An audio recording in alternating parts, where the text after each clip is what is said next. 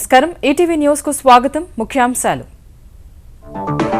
రక్షణ అంతరిక్ష విమానయాన రంగాలకు ఆంధ్రప్రదేశ్ ను కేంద్రంగా మార్చేందుకు చంద్రబాబు యత్నాలు దావోస్ పర్యటనలో ప్రముఖ సంస్థలతో వరుస భేటీలు తెలంగాణలో భారీ ఆహార శుద్ధి కేంద్రానికి మోదీ సర్కారు పచ్చజెండా 112 కోట్ల రూపాయలతో ఖమ్మంలో ఏర్పాటు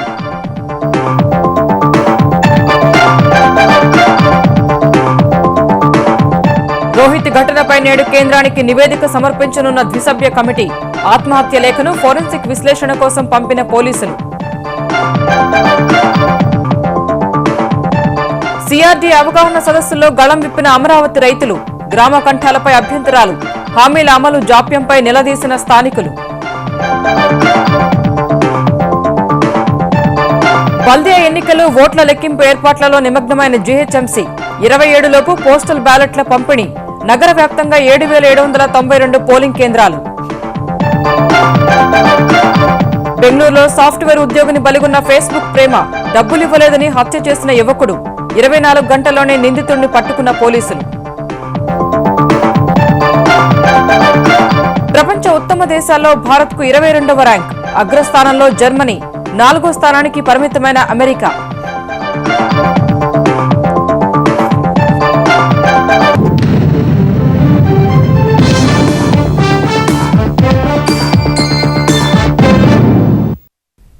రక్షణ రంగ ఉత్పత్తులు విమానయాన రంగానికి ఆంధ్రప్రదేశ్ని గమ్యస్థానం చేసేందుకు ముఖ్యమంత్రి చంద్రబాబు దావోస్ పర్యటనను గరిష్టంగా వినియోగించుకుంటున్నారు. రక్షణ రంగ ఆయుధాల ఉత్పత్తిలో అతిపెద్దదైన లాక్హీడ్ మార్టిన్ కంపెనీ, ఎయిర్బస్ సహా పలు అంతర్జాతీయ సంస్థల ప్రతినిధులతో చంద్రబాబు చర్చించారు. పెట్టుబడిదారులకు రాష్ట్రంలో ఉన్న అపార అవకాశాలను వివరించారు. దావోస్ పర్యటనలో భాగంగా మూడో రోజు సీఐఏ ఇన్వెస్టర్స్ మీట్లో పాల్గొన్న ముఖ్యమంత్రి చంద్రబాబు సంతులిత వృద్ధే తమ ప్రభుత్వ లక్ష్యమన్నారు. నైపుణ్యం కలిగిన మానవ వనరులతో పాటు ఆంధ్రప్రదేశ్లో ఉన్న అపారమైన అవకాశాలు పెట్టుబడిదారులకు కలిసొచ్చే అంశమన్నారు. వృద్ధి రేటు విషయంలో ఆంధ్రప్రదేశ్ దూసుకెళ్తోందన్నారు. ఎయిర్ క్రాఫ్ట్లు, ఫైటర్ జెట్ల ఉత్పత్తిలో ప్రసిద్ధి చెందిన లాక్హీడ్ మార్టిన్ సంస్థ సీఈఓ మార్లిన్ హ్యూసన్తోనూ సీఎం చర్చలు జరపడం ప్రాధాన్యత సంతరించుకుంది. టెక్సాస్లోని తయారీ యూనిట్లను భారత్కు తరలించే యోచన ఉందని ఈ సందర్భంగా మార్లిన్ తెలిపారు. ఎయిర్బస్ సీఈఓతోనూ చర్చించిన చంద్రబాబు అనంతపురంలో విమానయాన రంగానికి అవసరమైన మౌలిక వసతులు కల్పిస్తామని చెప్పారు. ఎంఆర్ఓ కేంద్ర స్థాపనకు పుట్టపర్తిని పరిశీలించాల్సిందిగా సూచించారు. ముఖ్యమంత్రితో సమావేశమైన Hero group chairman Pavan Munjal ఆంధ్రప్రదేశ్లో నెలకొల్పే నూతన ప్లాంట్కు త్వరలోనే శంకుస్థాపన తేదీని ప్రకటిస్తామన్నారు. పవన విద్యుత్ రంగంలో పేరొందిన స్పెయిన్ సంస్థ ఆకోనియా ఎనర్జీ సీఈఓ రఫియల్ మాటియో అల్కాలాతో చంద్రబాబు భేటీ అయ్యారు. ఏపీలో విద్యుత్ ప్లాంట్లు స్థాపిస్తే మౌలిక సదుపాయాలు కల్పిస్తామని భరోసా ఇచ్చారు. అంతర్జాతీయ ఇన్వెస్ట్మెంట్ బ్యాంకింగ్ రంగంలో పేరొందిన SM Rothschild and company, automotive సెక్టార్కు సీఎండీ అయిన విలాస్ సెగ్గాల్తో కూడా సీఎం చర్చించారు. సిడ్నీ ఒపేరా హౌస్కు నిర్మాణ నమూనా రూపొందించిన అరూర్ గ్రూప్ చైర్మన్ గ్రిగోరీ హట్కిన్సన్ను చంద్రబాబు కలిశారు. అమరావతి నిర్మాణ విశేషాలను వివరించి రాష్ట్ర పర్యటనకు ఆయన్ని ఆహ్వానించారు. జపాన్ కంపెనీల నుంచి ఆంధ్రప్రదేశ్కు పెట్టుబడులు వచ్చే విధంగా సూచనలు చేయాలని జపాన్ ఎక్స్టర్నల్ ట్రేడ్ ఆర్గనైజేషన్ సంస్థ సీఎండీ హిరోయుకి ఇషిగేకి సీఎం విజ్ఞప్తి చేశారు. Philips company executive vice president Ronald డీజాంగ్తో సమావేశమైన చంద్రబాబు ఇంధనాన్ని ఆదా చేయగల సామర్థ్యంతో కూడిన అధునాతన లైటింగ్ వ్యవస్థను అమరావతిలో ఏర్పాటు చేయడానికి తగిన ప్రతిపాదనలతో రావాలన్నారు. కమ్యూనిటీ లైఫ్ సెంటర్ల విషయంలో రాష్ట్రంతో కలిసి పనిచేయాలని కోరారు. ఆంధ్రప్రదేశ్లో పోర్టుల అభివృద్ధికి కలిసి రావాలని బెల్జియంకు చెందిన యాంట్వర్ప్ పోర్ట్ అథారిటీ సీఈఓ బ్రూకిన్స్ను సీఎం కోరారు. రీఇన్సూరెన్స్ కంపెనీ ఎండీ మార్టిన్ పార్కర్తోనూ చర్చలు జరపగా తుఫాన్ల నష్టానికి బీమా కల్పించడంపై పార్కర్ ఆసక్తి చూపించారు. Asian infrastructure investment bank president Jin లిక్కున్తోనూ సీఎం కాసేపు భేటీ అయ్యారు. ప్రాజెక్టులు సిద్ధంగా ఉంటే ఆర్థిక సహకారాన్ని అందిస్తామన్న జిన్ భారత్లో ఏపీకి తొలి ప్రాధాన్యమిస్తామన్నారు. కుమారుడు రిషబ్తో కలిసి వచ్చిన విప్రో అధినేత అజీం ప్రేమ్జీకి ఏపీలో చేపట్టిన స్మార్ట్ విలేజ్ కార్యక్రమాన్ని ముఖ్యమంత్రి వివరించారు. ఈ ప్రగతిపైన చర్చించారు. మరికొంతమంది విదేశీ కంపెనీల ప్రతినిధులతోనూ చంద్రబాబు భేటీ అయ్యారు. నవ్యాంధ్ర రాజధాని అమరావతి బృహత్ ప్రణాళిక అవగాహన సమావేశాలు అస్పష్టంగా ముగిశాయి. ప్రణాళికలోని అంశాల కంటే ప్రభుత్వం ఇదివరకు చేసిన ప్రకటనల అమలు జాప్యంపైనే రైతులు నిలదీశారు. నెలల తరబడి నాంచుతో వచ్చిన గ్రామ కంఠాల విషయంలో ఎక్కువగా గళం విప్పారు. వెంటనే సవరణలతో న్యాయం చేయాలని 3 గ్రామాల్లో అవగాహన సమావేశాలు జరగకుండా రైతులు నిలువరించారు. మరికొన్ని డిమాండ్లను తీసుకొచ్చారు. నవ్యాంధ్ర రాజధాని ప్రాంతంలోని తాడేపల్లి, మంగళగిరి, తుళ్లూరు మండలాల్లోని 29 గ్రామాల పరిధిలో ఈ నెల 11 నుంచి CRDA నిర్వహించిన అవగాహన సదస్సులో ప్రణాళిక అంశాలతో పాటు నెరవేరకుండా ఉన్న డిమాండ్లపై రైతులు గొంతెత్తారు. గ్రామ కంటాల విషయంలో అన్యాయం జరిగిందంటూ తుళ్లూరు, దొండపాడు, మల్కాపురం అవగాహన సదస్సులను జరగనీయలేదు. నెలల తరబడి గ్రామ కంటాల విషయం తేల్చకుండా కాలయాపన చేస్తూ వచ్చారని, అన్ని గ్రామాల్లోనూ అందరినీ సమదృష్టితో చూడలేదని ఆరోపించారు. కొందరికి ఎక్కువ మినహాయించారని, దీనిని వెంటనే సరిచెయ్యాలంటూ రైతులు పట్టుబట్టారు. గ్రామాల మధ్యలో రహదార్ల ప్రతిపాదన విరమించుకోవాలని కోరారు. పంట రుణాలు మాఫీ కాలేదని కొందరు ఫిర్యాదు చేశారు. ఉచిత విద్య, వైద్య సదుపాయాలు కల్పిస్తామని హామీ ఇచ్చినా ఎలాంటి కదలిక లేదని ప్రశ్నించారు. ఆంగ్లంలో ఉన్న బృహత్ ప్రణాళికను తెలుగులో ముద్రించి అందజేస్తామని ప్రభుత్వం మాటిచ్చినా ఆ నిర్ణయం అమలుగాక గందరగోళం ఏర్పడుతోందని ఆక్షేపించారు. స్థలం విక్రయించినప్పుడు క్యాపిటల్ గెయిన్స్ పన్ను నుంచి మినహాయింపు ఇవ్వాలని కోరారు. అభివృద్ధి చేసిన స్థలాలను ఏ ప్రాతిపదికన కేటాయిస్తారు, ఎక్కడ ఇస్తారు, ఎంత ఎత్తు వరకు నిర్మాణాలు అనుమతిస్తారు, ఇంటి చుట్టూ ఎంత ఖాళీ ప్రదేశం విడిచిపెట్టాలనే అంశాల్లో స్పష్టత ఇవ్వాలని డిమాండ్ చేశారు. 100 గజాలు అదనంగా ఇస్తా అన్నారు. మెట్ట ప్రాంత రైతులకి జరీబు వాళ్ళతో ప్రకారం ఆ రోజు చెప్పిన మాటలు ఇంతవరకు ఆచరణలో తీసుకురాలేదు. గడ్డి వాములు, పొగాకు బేరలకి 10 సెంట్లు ఇస్తా అన్నారు. అది సరైన ఆచరణలోకి రాలేదు ఇంతవరకు. గ్రామ కంటాలు అనేది ఇక్కడ ఒక ప్రధాన సమస్యగా మారింది. అది ఏమైందంటే కొంతమందికి వచ్చి 10 సెంట్లు కూడా ఇవ్వలేదు ఆనుకుని ఉన్న వాళ్ళకి, కొంతమందికి ఏమో 1.5-2 ఎకరాల దాకా ఇచ్చారు. కమర్షియల్లోగా పెంచుతామన్న 100 గజాల మీద క్లారిటీ ఇవ్వకుండా నారాయణ గారు అనేక సార్లు చెప్పారండి. మాకు కనీసం నేను మీకు 50 గజాలు ఇస్తాను ఈ ఆఫీసులో, CRD ఆఫీసులో. ఇంతవరకు ఆ మెట్ట రైతులకి ఆ 50 గజాలు ఇవ్వలేదండి. మామూలుగా జరీ భూమితో పాటు మా SIN రైతులు అండి. ఆ జరీ ప్యాకేజే మేము కూడా అడుగుతున్నాము. భూమి ఒకటే కదండి, అది అన్ని క్వింటాలే పండుతుంది, ఇది అన్ని క్వింటాలే పండుతుంది. దాంట్లో భూమిలో కూడా వివక్ష అండి. చెక్కులు కూడా ఆఫ్ చేశారండి పేదవాడికి. పింఛని 2000 పింఛని కూడా ఇవ్వట్ల.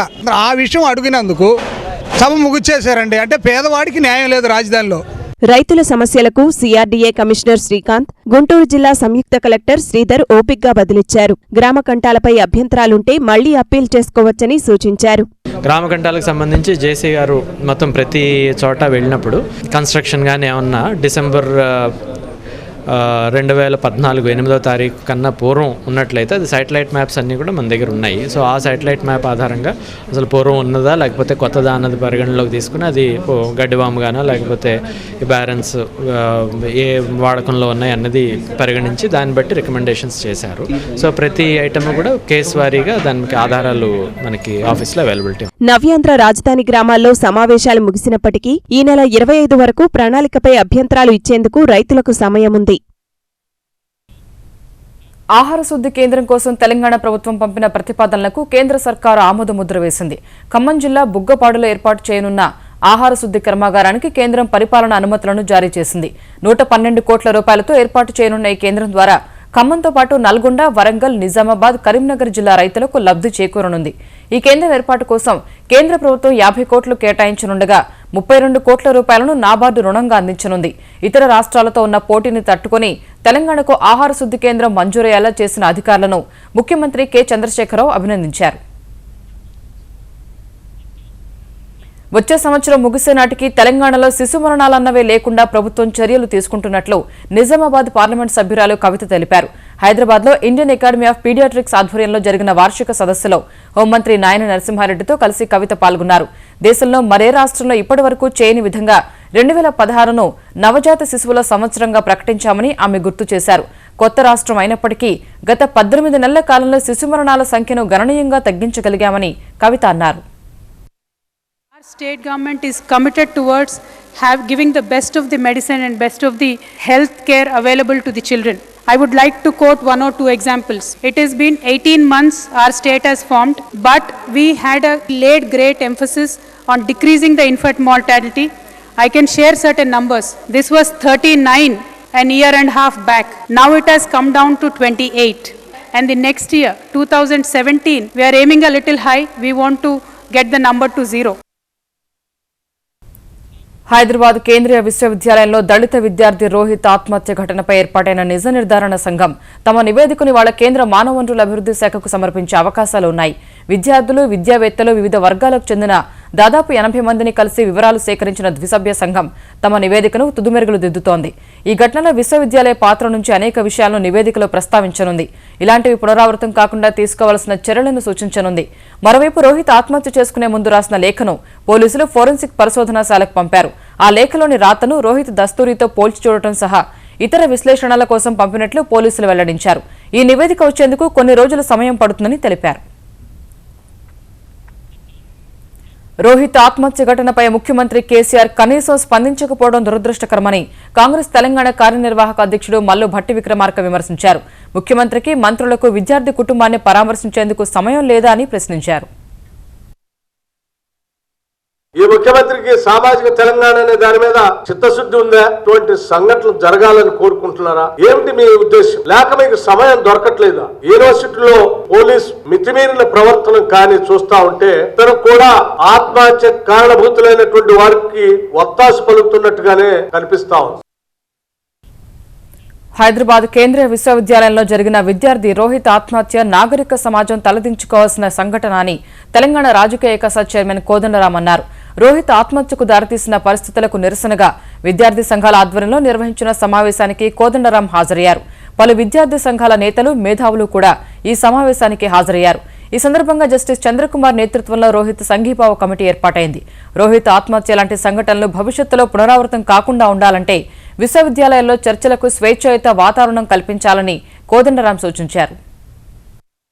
ఆత్మహత్య ఘటన నిజంగా కూడా మొత్తం నాగరిక సమాజం సిగ్గుపడవలసిన విషయం, బాధపడవలసిన విషయం. ఎందుకంటే అంత ఎదిగి అక్కడి దాకా చదువుకున్నటువంటి ఒక విద్యార్థి న్యాయసమ్మతంగా యూనివర్సిటీల్లో కూడా తనకు ఒక న్యాయాన్ని పొందలేకపోయిన పరిస్థితులు వచ్చినాయంటే, చివరికి ఆయన ఆత్మహత్యని ఒక పరిష్కారంగా ఎంచుకున్నాడంటే అంతకంటే దురదృష్టకరమైన సందర్భం మరొకటి లేదు. గ్రేటర్ హైదరాబాద్ ఎన్నికల్లో 150 డివిజన్లకు 1499 మంది అభ్యర్థులు బరిలో నిలిచారు. తెరాస నుంచి అత్యధికంగా 307 మంది తిరుగుబాటు అభ్యర్థులు నామపత్రాలు ఉపసంహరించుకున్నారు. ఎన్నికల ప్రక్రియలో తదుపరి చర్యలపై దృష్టి సారించిన మహానగర పాలక సంస్థ పోలింగ్ సహా ఓట్ల లెక్కింపునకు అవసరమైన ఏర్పాట్లు చేయడంలో నిమగ్నమైంది. బల్దియా ఎన్నికల్లో ముఖ్యమైన నామపత్రాల ఉపసంహరణ ఘట్టం ముగిసింది. గురువారం 1214 మంది పోటీ నుంచి తప్పుకున్నారు. 150 డివిజన్లకు గాను 1499 మంది బరిలో ఉన్నారని హైదరాబాద్ మహానగర పాలక సంస్థ ప్రకటించింది. తెరాస నుంచి 307 మంది, తెదేపా భాజపా కూటమి నుంచి 434 మంది, కాంగ్రెస్ నుంచి 230 మంది సహా ఇతర పార్టీల నుంచి అభ్యర్థులు పోటీ నుంచి వెనక్కి తగ్గినట్లు బల్దియా కమిషనర్ జనార్దన్ రెడ్డి వెల్లడించారు. నామపత్రాల ఘట్టం ముగిసినందున ఎన్నికల్లో మిగతా ప్రక్రియపై బల్దియా దృష్టి సారించింది. మహానగర పాలక సంస్థ కార్యాలయంలో ఇవాళ ఈవీఎంలను పరిశీలించనున్నారు. అబ్జర్వర్స్ సమక్షంలో మరియు పొలిటికల్ పార్టీ రిప్రజెంటేటివ్ సమక్షంలో మన పన్వర్ హాల్లోనే ఎలక్ట్రానిక్ ఓటింగ్ మిషన్స్ ర్యాండమైజేషన్ జరుగుతుంది అనమాట. 2 సార్లు ర్యాండమైజ్ జరిగి ఏ ఎలక్ట్రానిక్ ఓటింగ్ మిషన్ ఎక్కడ వెళ్తుందో పొలిటికల్ పార్టీ వారి యొక్క ప్రతినిధుల యొక్క సమక్షంలో, అబ్జర్వర్ సమక్షంలో మొదటి ర్యాండమైజేషన్ జరుగుతుంది 10:30కు. ఎన్నికల విధుల్లో ఉన్న అధికారులు, సిబ్బందికి ఈ నెల 27లోపు పోస్టల్ బ్యాలెట్లు పంపిణీ చేయనున్నారు. ఓటింగ్ శాతం పెంచేందుకు చైతన్య కార్యక్రమాలు నిర్వహిస్తామని జనార్దన్ రెడ్డి తెలిపారు. రాష్ట్ర ఎన్నికల సంఘం వెబ్సైట్, ప్రత్యేక యాప్ ద్వారా 3,83,000 మంది స్లిప్పులు డౌన్లోడ్ చేసుకున్నారని వివరించారు. 7,792 పోలింగ్ కేంద్రాలు ఏర్పాటు చేసినట్లు జనార్దన్ రెడ్డి తెలిపారు. స్టేట్ ఎలక్షన్ కమిషన్ నుంచి మేయర్ అండ్ డిప్యూటీ మేయర్కి సంబంధించి కూడా 6th ఫిబ్రవరి రోజు నోటీస్ ఇవ్వాలని అండ్ 11th ఫిబ్రవరి 11 గంటలకి ఎన్నిక ప్రక్రియ జరపాలని ఇచ్చారు. ఎన్నికల అధికారి దానికోసము ఒక కలెక్టర్ ఉంటారు, రంగారెడ్డి గానీ హైదరాబాద్ గానీ, అది తర్వాత నోటిఫై చేస్తారు. ఎన్నికల ప్రవర్తన నియమావళిపైన అధికారులు దృష్టి సారించారు. ఇప్పటికే 1,40,08,000 రూపాయల నగదును, 30,000 రూపాయల విలువైన అక్రమ మద్యాన్ని స్వాధీనం చేసుకున్నారు. ఎన్నికల సమాచారాన్ని ప్రజలకు అందించేందుకు, ఫిర్యాదులు స్వీకరించేందుకు సమాచార కేంద్రం ఏర్పాటు చేశారు. 60 ఏళ్లు హైదరాబాద్ మున్సిపల్ కార్పొరేషన్ ఏలిన కాంగ్రెస్, తెదేపా, మజ్లిస్ పార్టీలు 18 నెలల క్రితం అధికారం చేపట్టిన తెరాస ప్రభుత్వం ఏమీ చేయడం లేదంటూ విమర్శించడంలో అర్థం లేదని తెలంగాణ ఐటీ శాఖ మంత్రి కె తారక రామారావు అన్నారు. గ్రేటర్ హైదరాబాద్ ఎన్నికల ప్రచారంలో భాగంగా ఎర్రగడ్డలో జరిగిన సభలో కేటీఆర్ పాల్గొన్నారు. హైదరాబాద్ను ఇన్నాళ్లు ఏలిన ఇతర పార్టీలు గత 60 ఏళ్లలో సాధించనిది తాము రాబోయే 5 ఏళ్లలో చేసి చూపిస్తామని కేటీఆర్ తెలిపారు. హైదరాబాద్ నగరం అభివృద్ధి చెందాలంటే ఎన్నికల్లో తెరాసను గెలిపించాలని కోరారు. మాకు అర్థమైతే లేదు. 65 ఏళ్ళు వాళ్ళ అధికారం ఉన్నారా, మనం అధికారం ఉన్నామా? మనం వచ్చి 18-19 నెలలు కాలే, కానీ వాళ్ళు మాత్రం మన మీద లొల్లి పెడుతున్నారు. మీరు దయచేసి ఆలోచన చేయాలి. 65 ఏళ్ల దరిద్రం, 65 ఏళ్ల గబ్బు 18 నెలల్లో పోతుందా? టైం పట్టదా? మాకు టైం ఇయ్యరా?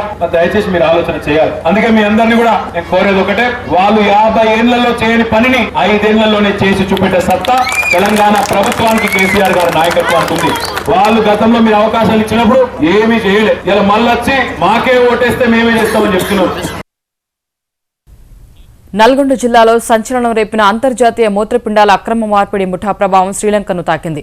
డబ్బులు ఎరచూపి దాతలను ఆకర్షిస్తున్న అంతర్జాతీయ ముఠా శ్రీలంకలో అక్రమంగా మూత్రపిండాల మార్పిడి చేస్తోందని, అందుకు అక్కడి ప్రైవేట్ ఆసుపత్రులు వేదికలవుతున్నాయని భారత పోలీసులు హెచ్చరించిన నేపథ్యంలో తక్షణమే విదేశీయులకు మూత్రపిండాల మార్పిడిని నిలిపివేస్తూ శ్రీలంక ఆరోగ్య శాఖ మంత్రి రజిత సేనరత్నే ఆదేశాలు జారీ చేశారు. ముఠా కార్యకలాపాలపై వివరాలు ఇవ్వాలని అక్కడి నేర దర్యాప్తు శాఖను కోరారు. అక్రమంగా దాతల నుంచి కొనుగోలు చేసిన మూత్రపిండాలను వైద్యులు మార్పిడి చేయడం శ్రీలంక చట్టాలకు విరుద్ధమని పేర్కొన్నారు.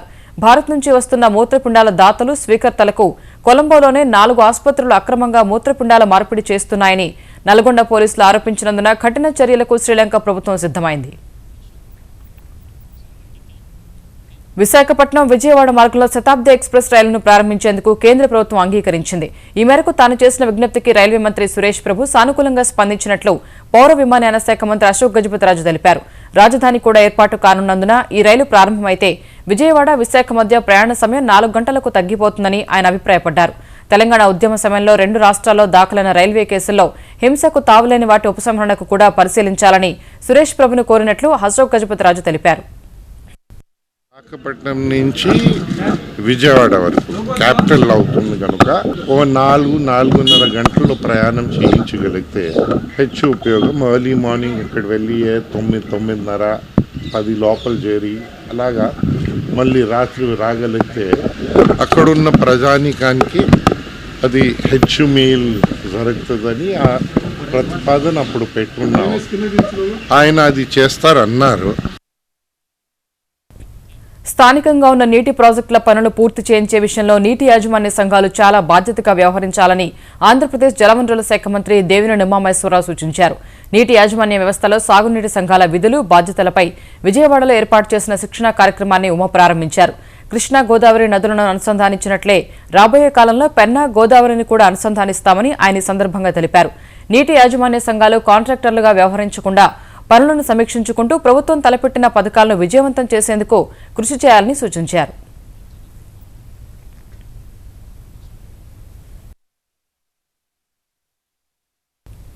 ప్రతిష్టాత్మక జవహర్లాల్ నెహ్రూ విశ్వవిద్యాలయ ఉపకులపతిగా తెలుగు తేజ మామిడాల జగదీష్ కుమార్ను నియమిస్తూ రాష్ట్రపతి ఉత్తర్వులు జారీ చేశారు.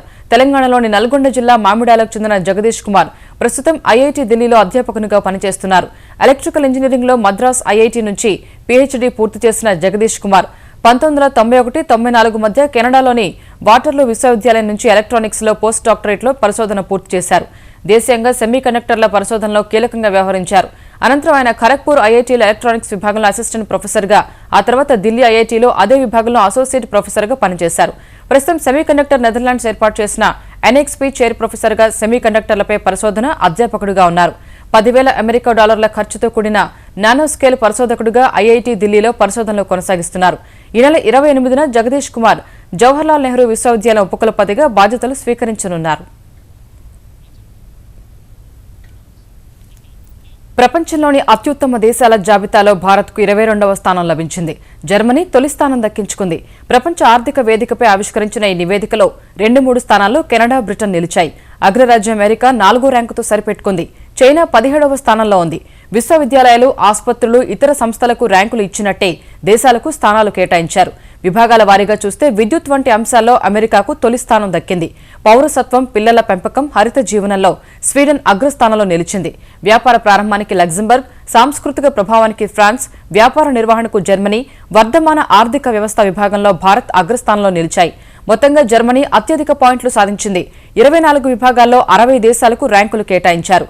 భారత్ అంతర్జాతీయ, దేశీయ సవాళ్లు ఎదుర్కొంటోందని నివేదిక పేర్కొంది.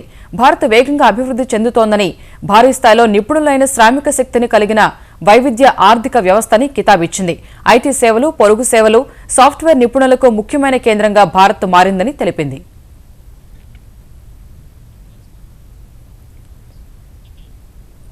ఫేస్బుక్ ప్రేమ ఓ సాఫ్ట్వేర్ ఉద్యోగిని ప్రాణం తీసింది. పంజాబ్కు చెందిన కుసుమ్ రాణి సింగ్లా భర్తతో విడాకులు తీసుకుని జీవిస్తోంది. 6 నెలల కిందటే పంజాబ్ నుంచి బెంగళూరు బదిలీపై వచ్చింది. ఫేస్బుక్లో ఆమెను చూసిన హర్యానాకు చెందిన సుఖ్బీర్ సింగ్ అనే నిరుద్యోగి పరిచయం పెంచుకున్నాడు. ఆమె పూర్తి వివరాలు తెలుసుకుని పెళ్లి ప్రతిపాదన తీసుకొచ్చాడు. ఓ రోజు ఏకంగా బెంగళూరు వచ్చి నేరుగా ఆమె నివాసానికే చేరుకున్నాడు. సరదాగా కాసేపు గడిపాక ఆర్థిక ఇబ్బందుల్లో ఉన్నానని 50,000 ఉంటే ఇవ్వాలని ఒత్తిడి చేశాడు. విషయం అర్థం చేసుకున్న కుసుమ్ డబ్బు లేదని చెప్పింది. ఈ క్రమంలో ఇద్దరి మధ్య వాగ్వాదం మొదలైంది. ఆగ్రహం పట్టలేక సుఖ్బీర్ సింగ్ ఆమెను చంపేసి నగదు, నగలు, బ్యాంకు కార్డులతో పరారయ్యాడు. మృతురాలి బంధువులు, స్నేహితులను విచారించిన పోలీసులు 24 గంటల్లోనే కేసును ఛేదించి హర్యానాలో నిందితుడిని అరెస్ట్ చేశారు. అమర్నాథ్ యాత్ర ఈ ఏడాది జూలై 2న ప్రారంభం కానుందని ఆలయ పాలక మండలి ప్రకటించింది. ఈ ఏడాది 48 రోజుల పాటు యాత్ర కొనసాగి ఆగస్టు 18న రాఖీ పౌర్ణమి నాడు ముగుస్తుందని వెల్లడించింది. యాత్రికుల భద్రతను దృష్టిలో పెట్టుకుని యాత్ర సమయాన్ని 48 రోజులకు కుదిస్తున్నట్టు బోర్డు వివరించింది. యాత్ర మార్గాల పరిమితి, సౌకర్యాలకు వీలుగా రోజుకు 7,500 మందిని మాత్రమే ఆయా మార్గాలు అనుమతిస్తామని ఆలయ పాలక మండలి స్పష్టం చేసింది. భక్తులు ఏ తేదీల్లో ఏ మార్గంలో వెళ్లాలనుకుంటారో ముందుగా నమోదు చేసుకోవాలని సూచించింది. దేశవ్యాప్తంగా 432 బ్యాంకు శాఖల ద్వారా పేర్లు నమోదు చేసుకోవచ్చని తెలిపింది. వచ్చే నెల 29 నుంచి బాల్తాల్, చందన్వాడి మార్గాల్లో అమర్నాథ్ యాత్రకు నమోదు ప్రక్రియను ప్రారంభిస్తారు.